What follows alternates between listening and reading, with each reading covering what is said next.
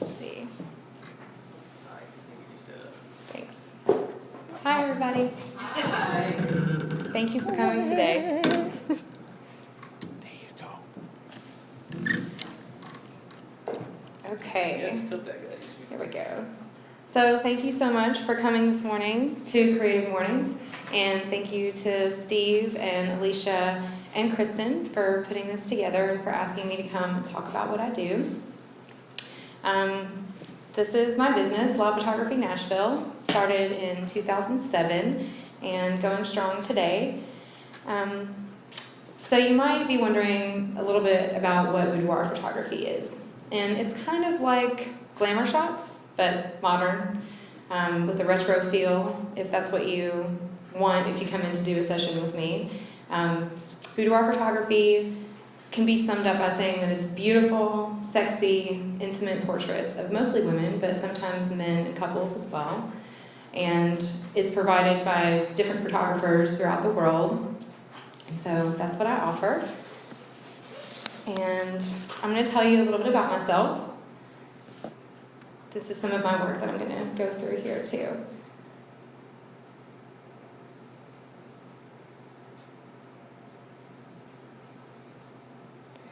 So this is me when I was little. You can kind of see where I get it from. My mom was a single mom. She was a very young mom as well. And she used to dress me up and put makeup on me and have me stand on the table with my hands on my hips and pose. And I had a lot of fun doing that as a child. My mom was great. She had a lot of confidence. And she never had any shame when it came to her body. And that was something that was instilled in me from a very young age. But of course, as I grew to be a teenager and into my 20s, I think I had more than my fair share of confidence issues and not feeling confident about myself, what I look like, what my body looks like. I started to get into fashion, styling when I was in high school, but I never felt like what those models looked like reflected who I was physically. So it was always very intimidating for me to look at fashion magazines. And even though I love the clothing and I love the hair and makeup and the beauty and the aesthetic, I felt like I was not included in that aesthetic. And that was always kind of a difficult thing for me. I think that's probably difficult in general for women in our society. When I was in college, I started to do some kind of informal modeling for friends who were taking photography classes. I have an English degree, actually an English and writing degree, and I had fun modeling for friends. It was very simple, as you can see here, but it was a lot of fun, and it kind of helped build my confidence. Also, when I was in college, I did an internship for Paper Magazine. I was their intern coordinator, but I also got to assist on photo shoots. So my first experience really at a photo shoot was in Manhattan with a huge production team with styling, hair, makeup, wardrobe, everything. My job was to pick up the clothing from the designers and bring it and set it up, and also to pick up the food and clean up, of course. I learned a lot when I was living in New York about fashion, and when I came back to Nashville, graduated, got my English degree, and moved to Louisville, Kentucky to start working as a news editor. So when I lived in Louisville, I went to my first burlesque show. This is not from that show, but just to illustrate burlesque a little bit for you. It was called Grotesque Burlesque, and it was in 2004, and I had never seen anything like it. It completely floored me. The first burlesque number that I saw was probably 6 or 7 women on stage dancing to Depeche Mode, doing a military number. I mean, this is 2004 after all, so it's very political. They were doing a military number, and there were women of all sizes on stage, and they took off their clothes, and I just couldn't believe it. I thought, what is this? You know, where are these people coming from, and what are they trying to express? And I just fell in love instantly. And to this day, of course, still love burlesque, but that moment of seeing my first burlesque show just opened a lot of doors for me, I think. I moved back to Nashville and started becoming more interested in photographing people. So I got my first camera, my first real camera anyway, and started photographing my lady friends in their underwear. This is the first boudoir session I ever did. This is my friend Beth. She was gracious enough to take off her clothes for me, let me take some photographs. So I really enjoyed playing with lighting, trying to learn, you know, what my aesthetic was. I wasn't really sure what I was doing. I just knew that I loved to photograph people, women in particular, and I wanted to learn more about how to get good at doing that. That same year, in 2007, my mom passed away. She had brain cancer, and I took care of her at the end of her life. It was a really difficult experience, and she was really influential to me in so many different ways, like I mentioned before. But I think that one of the most important things that I took from her death is that your body is not a given. It's not forever. You can't take for granted things like walking or talking or reading, communicating, using the bathroom. I mean, all of these very simple things that we do every day. Some people aren't able to do those things. And at the end of her life, it really made me think, I might not be really happy with the way that my body looks, and I might not be really happy with the way that my face looks, or whatever my issues are, but it works, and it gets me around, and I can do what I need to do. It made me very thankful for my ability. And I think that is really one of the things that pushed me into becoming a photographer and starting to capture photographs of women. So a month after she passed away, I went back to school for photography and started finding models online that I thought fitted my personal aesthetic. So this is my friend Erin, and I've worked with her so many times since this, but this was our first session together at Vanderbilt University in the springtime 6 years ago. The tulips could tell. So I started realizing that I was really attracted to photographing unique-looking people, people who were maybe alternative or had something different to offer. I really liked working with Erin because she had this retro style that I found to be really beautiful. And even though I love pinup photography, that wasn't really the direction that I wanted to go. And this is another example of one of the models I worked with early on. So I started law photography right around this time and opened my first studio, and immediately just began working with all different types of people. And I had a lot of fun just kind of learning what inspired me and learning what was interesting to me. I did so much research on the history of glamour photography, the history of burlesque, and just found a lot of inspiration out there, because really photographing the female body, or painting it even, is ancient. People have been doing that for thousands of years. So I kind of wanted to bring my own thing to it. I'm inspired a lot by the 1920s, which is probably my favorite era in recent history, and also by the 1950s. So when someone comes in to do a glamour session, what they usually do is contact me first by email or by phone, and we set up a consultation. So what I offer is a custom experience for someone. So there's no one size fits all for how someone is going to feel sexy. I think that everybody is different. Everybody's tastes are different. What people are attracted to is varied.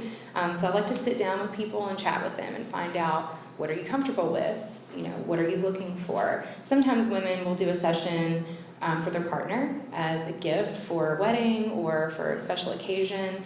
Sometimes they'll do it for themselves to celebrate a milestone or just because they want to feel better about themselves. So at the consultation, I ask a lot of questions. I show them around the studio, show them some of my work, and ask them kind of what direction they want to go in. And hair and makeup is a big part of what I do. Styling in general, wardrobe, set design. And you can tell from here that her hair and her makeup are completely flawless. And I think that that really helps to make most women feel very beautiful and polished. Here's another example of how I feel like professional makeup really adds to this image. This was a trash the dress session where a bride came in and wanted to do something unique with her wedding dress. So we did a lot of different things and then we ended up in a swimming pool. It's pretty fun. So I also started to get a lot of feedback around this time from my clients. I guess I got into photography because I thought it was fun and I thought it was sexy. But I didn't really expect to change anybody's life, really. But I started getting feedback from women saying, you don't understand what this has done for me. This has changed the way I look at myself. I never saw myself as this beautiful girl, never saw myself as sexy until I came in and had this experience with your team. And then I have these beautiful photographs to show for the rest of my life. And actually had one lady tell me that, and this is so incredible, she said, my daughter is 13 and she's been teased at school about her weight, and so I took her to your website and I showed her the women that you photograph and how beautiful they look and how it doesn't matter what you look like, it doesn't matter what size you are, you can feel beautiful in your own skin. And I'm just really touched by that. I think that's really sweet. I never expected to affect people that way. So that makes me really happy. Let's see. Next here. So I also do maternity photography for women. I think that can be a time in a woman's life where she feels distinctly unsexy. And I enjoy, bringing them in, pampering them, making them feel beautiful, and then taking lovely photographs of them. So there is a funny story that I'm going to tell really quickly. I think that my style is very classy. That's the number one word I would like to use to describe it, is classy. I had a client come in once with her boyfriend, which I don't really like when the significant other comes in for the session because it really influences how they, act and how they pose. But he really wanted her to do some Maxim style, super sexed out photographs. And I tried. I tried so hard. I had her bend over. I had her posing ways that I normally wouldn't pose people. And I looked at the pictures later. No, it just didn't work. They still looked classy.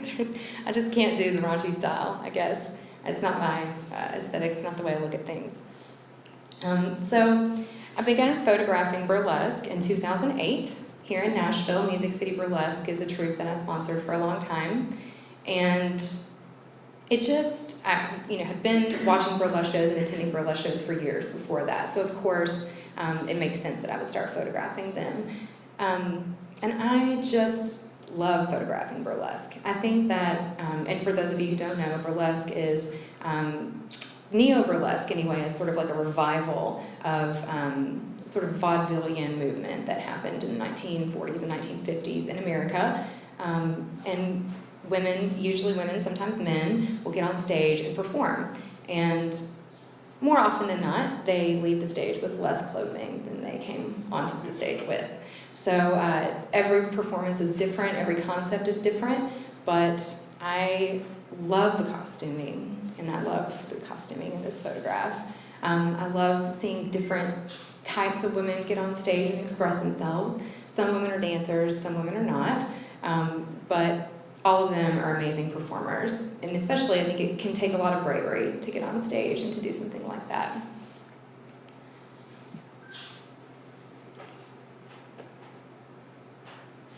There's something about the glitz and the glamour of burlesque that really appeals to me.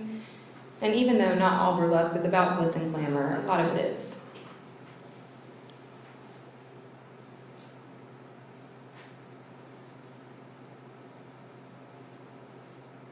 And if you haven't been to a burlesque show, I highly recommend that you go to one. You'll have a good time, I promise. So I've worked with all different types of clients. I really, in particular, enjoy working with older clients. Ladies who maybe feel like they've lost something or like, their glory days, maybe you're behind them. But I love working with them and showing them how beautiful they are right now in this moment. So in 2010, I started taking burlesque classes here in Nashville from the school. It's called Delinquent Debutantes Burlesque Finishing School. And the headmistress is Freya West, and this is a photograph of her performing. I took a couple of semesters worth of classes from Delinquent Debutantes, and they call me the burlesque school dropout because I didn't finish the whole thing, but I started performing pretty quickly. I think it's just because I've been going to shows for so long, and I've been photographing them, and we're all really close friends. So I started performing in 2010, and my friend Freya has just been such an inspiration to me, especially when it comes to my own body confidence and appreciating what I have. I really can't overstate how influential she's been to me in accepting myself and coming into my own sexuality. And isn't she hot? Look at those legs. So this is me. My stage name is One Chance Fancy, and I do perform burlesque as well. I'm kind of doing a little Madonna thing on the right there, if you can tell. And I love performing. The first time I got on stage was with my trio. These are my ladies. This is BB McQueen, Betty B. Cup, and myself doing a number to Psycho Killer by the Talking Heads as Freddie, Jason, and Michael Myers. And so this is a good example of neo-burlesque, I think. It's funny. Some of it can be funny. This number is certainly supposed to be funny. And it's all in good fun, and it's creative. Performing burlesque has been so instrumental in me accepting myself, accepting my own sexuality, and being able to put it out there for other people to see. I think photographing women and helping them come into their own sexiness and showing them how you can use these different tools available to you to feel more confident. That process led me into becoming that myself. When I first started doing photography for women, I did not feel like the most confident person. And some days I still don't. But for the most part, I feel really good about myself, and that has come to me through doing the work that I do and through performing. So I still do some informal modeling, and I do some self-portraits. This is kind of an older photograph that I took of myself when I first got started doing boudoir photography. This is a more recent photograph that was taken by a well-known burlesque photographer in New Orleans. So I just want to conclude today by saying that confidence and sexiness, everyone can own that. There's a lot of things out there that are going to tell you that you're not beautiful, that you're not sexy.